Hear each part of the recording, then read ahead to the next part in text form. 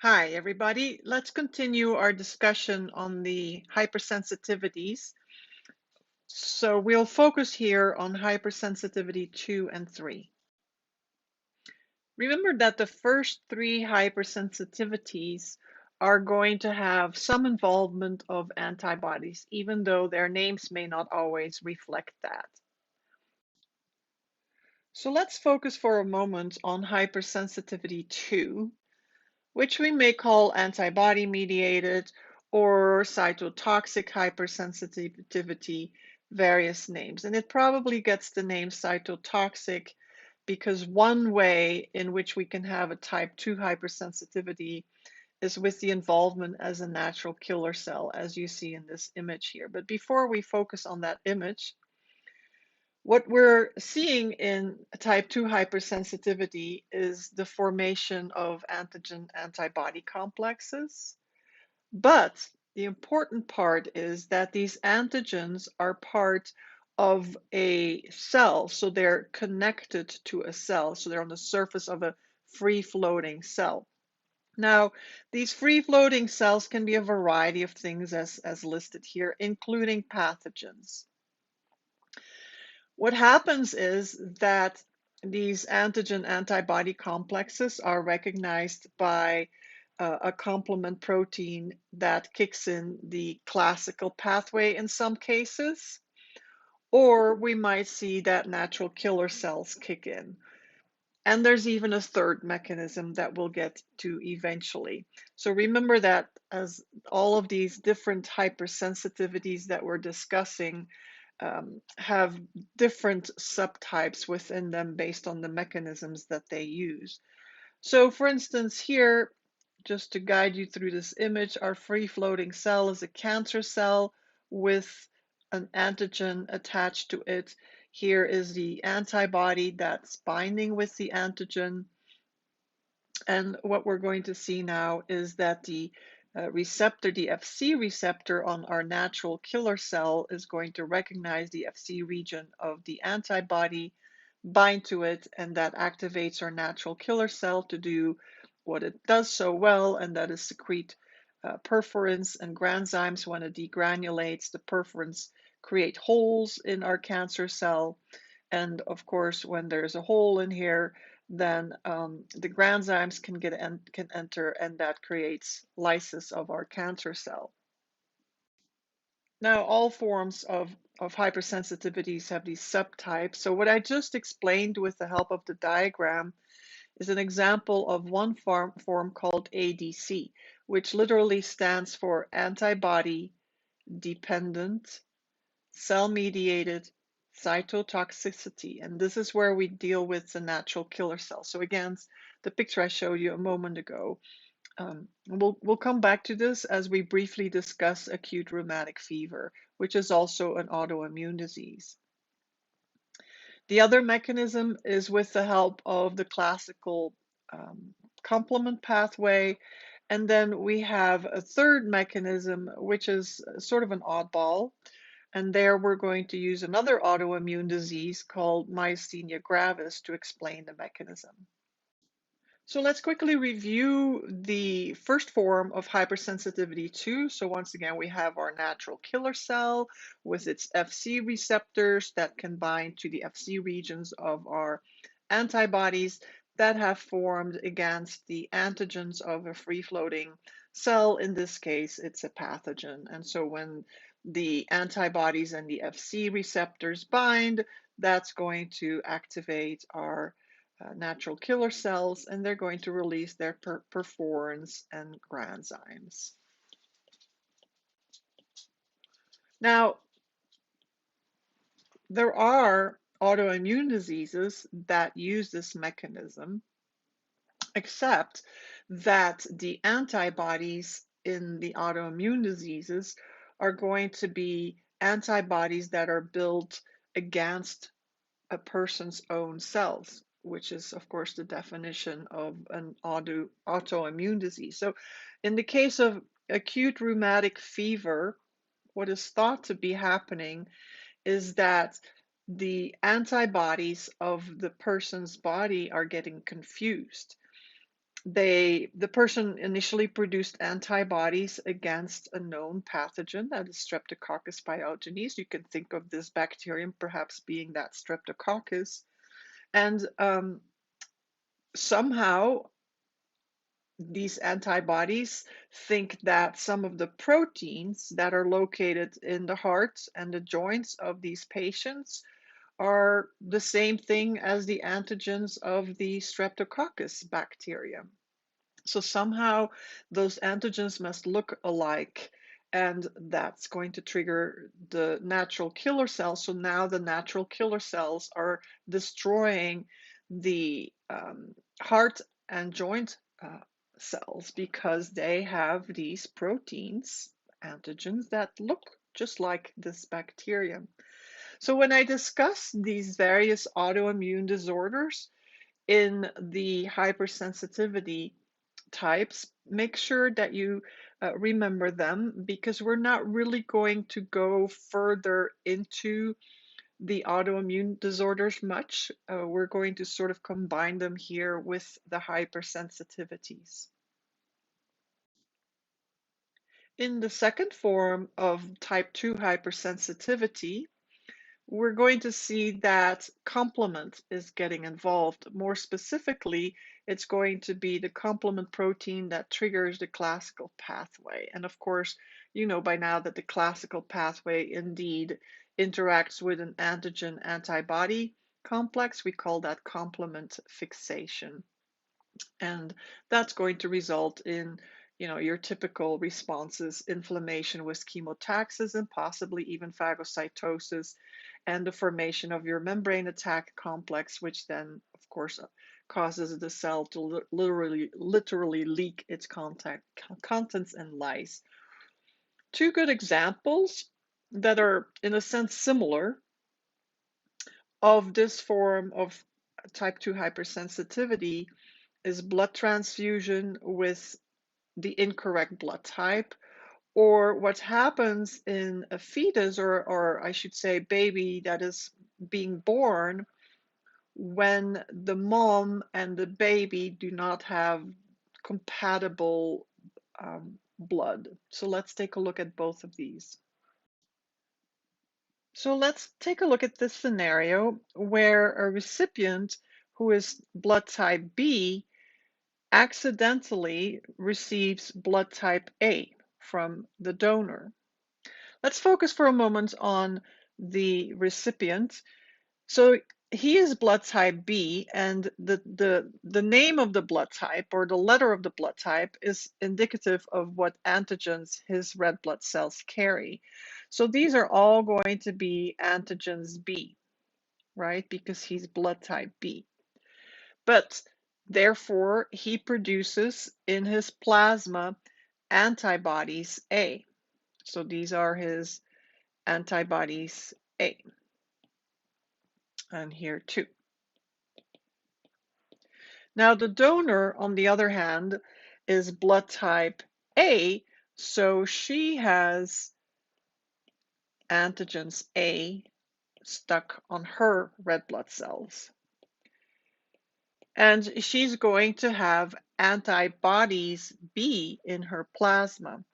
We're not going to worry about her antibodies in her plasma, because these days when blood is donated, it's really not blood anymore, full blood. It is going to be primarily just red blood cells, or certainly we're not going to need to worry much about antibodies present in the plasma. So we really just need to worry about the donated red blood cells. So we're literally donating antigens A to a person, the recipient, who has antibodies A. So clearly, right off the bat, we're going to form complexes between antigen A and the antibodies A.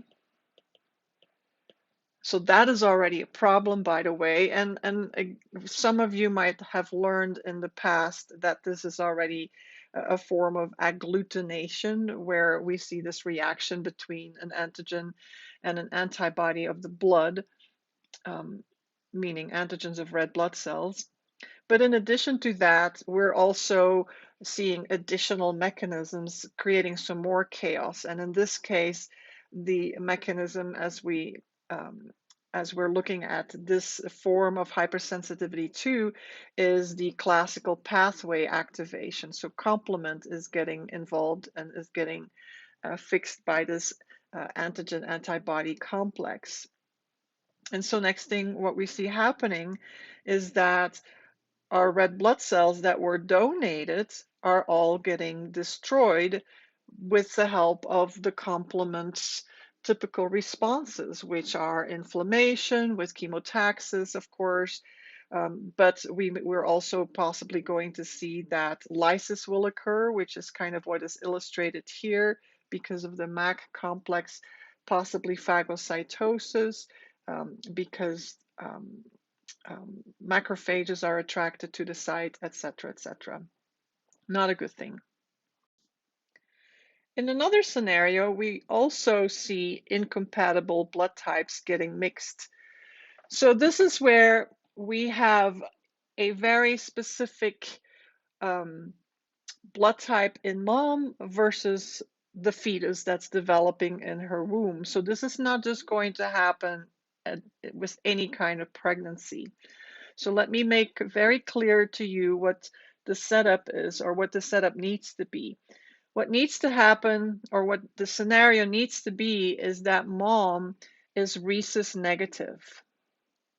So remember how we all have blood types A or B or AB, O, but in addition to that, we can be negative or positive. You've learned about this in the past.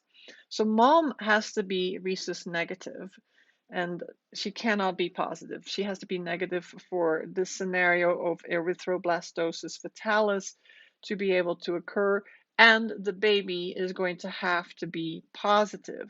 So the baby that's growing inside of her, the fetus that's growing inside of her is positive. This is the only way this problem of hemolytic disease or erythroblastosis fetalis will occur. The baby will grow fine, and the baby that is the first baby will be born without much of a problem. But during the time of labor, so when the bloods of mom and the baby mix during labor, mom is exposed to the baby's blood. And since the baby is positive, the baby is going to have rhesus antigens. So being positive means that the baby has rhesus antigens. Mom is negative, doesn't have antigens, but she can make rhesus antibodies if she is exposed to the antigens. All right, so I'm not going to complete that, you know what I mean there. Or you could say if she is sensitized. So with the first baby, there's not going to be much of a problem, but with the second and third baby, sometimes the second baby still managed to get through, but certainly and with future pregnancies, if we again have mom negative, of course she's going to be negative, but if she's pregnant again with a positive baby, of course that depends on the father, what kind of genes he donates. But if that baby is again positive, the baby might grow just fine. But again, when the bloods of mom and the baby begin to mix during labor, at this time or by this time, mom has plenty of antibodies in her system, in her blood, that will then, of course, go after, as you can see here, the red blood cells of the baby, and again, various mechanisms occur, but complement can get involved as well, creating even more havoc. So in this picture here, what they're trying to explain is what is done these days is that the moment a mother is found to be negative, or I should say, a woman is found to be negative and shares she's pregnant, she's most likely almost right away going to get a special shot. It's called a RhoGAM shot, which is essentially a way of providing mom with immunoglobulins, with the antibodies, such that it will prevent her from building her own antibodies. So by donating the antibodies in an artificial way, we're preventing her immune system from building antibodies, and it's going to be a much less dangerous situation for the baby, and much safer situation, and the baby will be fine. So that brings us to our third form of type 2 hypersensitivity. This is kind of a very different scenario. So we're still having antibodies involved, and we're still going to see that antigens and antibodies form little complexes, but the setup is a little different than what we've been looking at so far with the natural killer cells and the complement. And the example we will be studying in order to better understand this is going to be yet another autoimmune disease called myasthenia gravis. So what are we looking at here in this picture? On the left-hand side, what we're looking at is a normal situation. On the right-hand side, we see the autoimmune disease called myasthenia gravis, which is depending on the type 2 hypersensitivity and basically the third mechanism. So normally what we see is the following, because we're going to be looking at here at what is called a neuromuscular junction. Most of you probably know what that means by now. So here we have our axonal terminal, meaning this is the end of a nerve cell that is coming from the central nervous system. And that nerve cell or neuron, somatic motor neuron, is going to signal to this muscle, hey, you need to contract. And how does it do that? Well, we're going to see that an electrical signal called an action potential is going to trigger the release of neurotransmitters, which you see here. So all of these little dots are neurotransmitters released by these little vesicles that are stored in your nerve cells. Acetylcholine is one of the many neurotransmitters in our body, but when we look at the communication between a neuron and a skeletal muscle, then we will always see that the neurotransmitter is acetylcholine. So on the muscle cell membrane, which is very convoluted, here it is, because it increases the surface area for many, many, many of the receptors. So the little green structures here represent our receptors for the red dots, which are acetylcholine. And so when we see this reaction happening where acetylcholine binds to its receptor, it initiates yet again an electrical signal, but this time on the muscle cell, and it's eventually going to trigger all kinds of mechanisms that make the muscle cell then contract and shorten. All right, so that's our normal mechanism. The problem in our autoimmune disease called myasthenia gravis is that the immune system of the patient sees these receptors here in the green as foreign, and therefore antibodies are going to bind to them and create our antigen antibody complexes. Clearly, in this situation, we're not going to be able to see our acetylcholine molecules. They're not going to be able to bind to their receptors, right? They can't bind.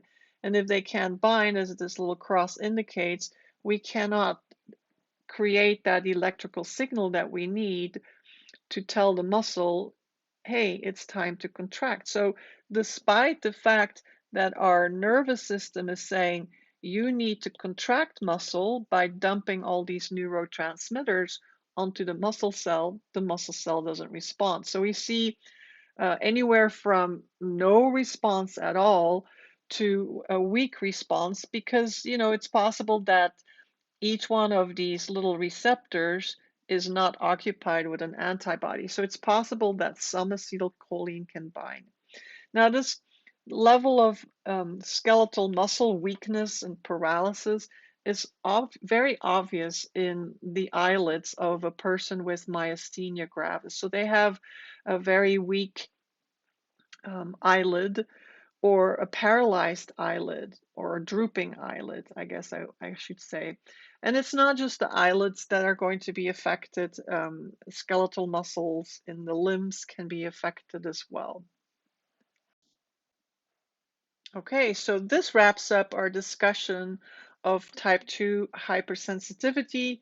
Remember that it can either involve natural killer cells and antigen antibody complexes, or complement might be activated via the classical pathway when an antigen antibody complex fixes the complement. And then in the third scenario, where we looked at myasthenia gravis as an example, we learned that a person's antibodies might mistakenly bind to a self protein, which is the acetylcholine receptor. Remember that cell receptors are all proteins. So those are the three different forms of the type 2 hypersensitivity. We'll now take a look at type 3 hypersensitivity. Once again, we're going to see the involvement of antibodies and complement. And there are also different forms of this type of hypersensitivity. The big difference with type 3 compared to type 1 is that our antigens are not going to be attached to a cell surface. So they're soluble antigens. They're just either free-floating molecules that microbes, bacteria produced, possibly poisons that bacteria produced, or anything that we might have inhaled. Or, we might be looking at autoimmunity again, and it might be molecules, our own molecules that are floating around, and that can then bind an antibody. Interestingly enough, this particular type of hypersensitivity doesn't always kick in right away, but still within just a few hours, which is different from our fourth type of hypersensitivity, which typically takes days, if not weeks, before it shows. So in type 3 hypersensitivity, the problem is that we have these soluble antigens that are going to bind with antibodies, and there's going to be this excess of antibodies so that um, we can create all different sizes of immune complex, because remember how multiple antibodies can bind to an antigen. And when these immune complexes are formed, they become insoluble. Now, the larger immune complexes can be recognized by macrophages, and the macrophages then phagocytose them. But somehow the small immune complexes are not that easy to be recognized, and they then precipitate, they get stuck. They often end up getting stuck in the walls of blood vessels, but even in the synovial membrane of joints, in the serous membranes, particularly in the little vessels that form the kidneys glomeruli, and then all kinds of havoc kicks in, not just because they're stuck there, but we're also going to see that the complement proteins of the classical pathway are really activated by these stuck immunocomplexes. And of course, that leads to the typical responses of the classical or of any complement pathway, including inflammation and the attraction of more white blood cells. So we're going to see that neutrophils and macrophages can create lots of damage. And you might go, well, I thought the macrophages couldn't deal with these immune complexes, these smaller ones. Keep in mind that the classical pathway is going to create, or by means of cleavage, little complement fragments or cleavage particles that can help label or opsonize the antigens better and the immune complexes better for digestion of the macrophages, phagocytosis in particular. You may sometimes see the term Arthur's reaction, and that refers specifically to the response that might happen, a type 3 response, when something is injected into the skin. And it's going to be a local response of vasculitis, meaning an inflammation of the blood vessels due to the type 3 hypersensitivity mechanism. If, on the other hand, we're seeing a systemic response, meaning that there's going to be deposits of immune complexes in all kinds of areas of the body, then we talk about serum sickness. So here on the left side, you see an example of the consequences of a type 3 hypersensitivity response with vasculitis. So in the case of vasculitis, let's take a look here. This could be a cross-section of one of the little blood vessels in the little clump called the glomerulus in the kidneys. There's all these little clumps of blood vessels in the kidneys where our blood is literally filtered to be to prepare to become urine. Of course, most of our blood does return to the heart, but the wastes are filtered out, right? And a lot of water.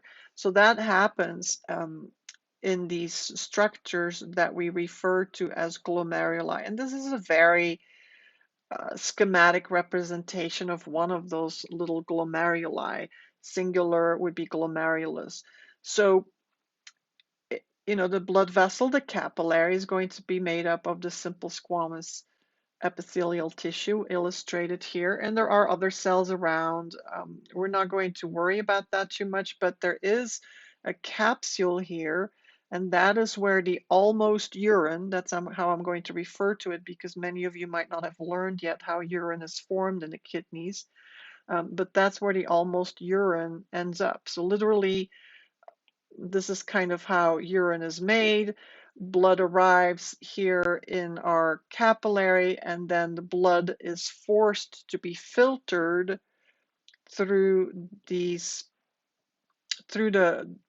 wall of our little capillary and these special cells that you'll learn about. And so then we end up with this watery but still solute rich liquid that eventually will become your urine. So it still needs to be manipulated a lot. Okay, so that's a little bit of background. So what we're seeing happening here is a form of,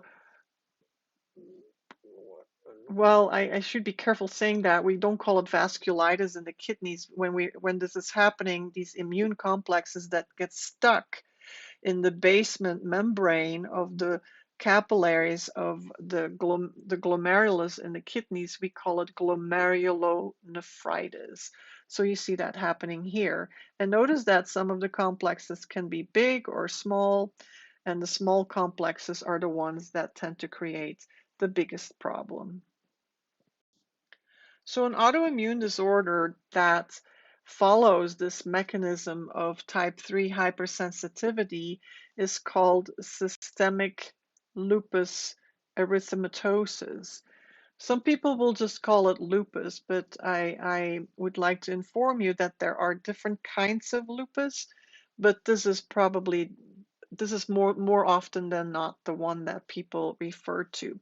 So systemic, you know what that means. Lupus actually means wolf in Latin, because people tend to get this rash in their face, supposedly wolf-like. It's a butterfly-shaped rash. We'll see a picture of that. And then erythematosus, referring to the redness of it. So that's a very characteristic, obvious, first thing you see often in a person with lupus.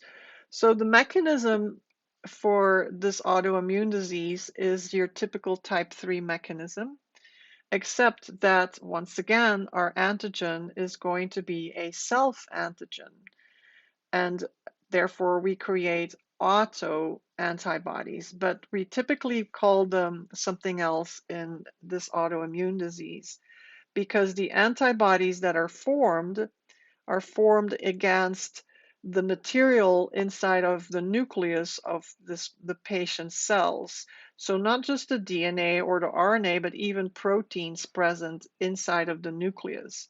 And so those antibodies, those autoantibodies, are often called ANAs, which stand for anti-nuclear antibodies, meaning antibodies that are against the nuclear material.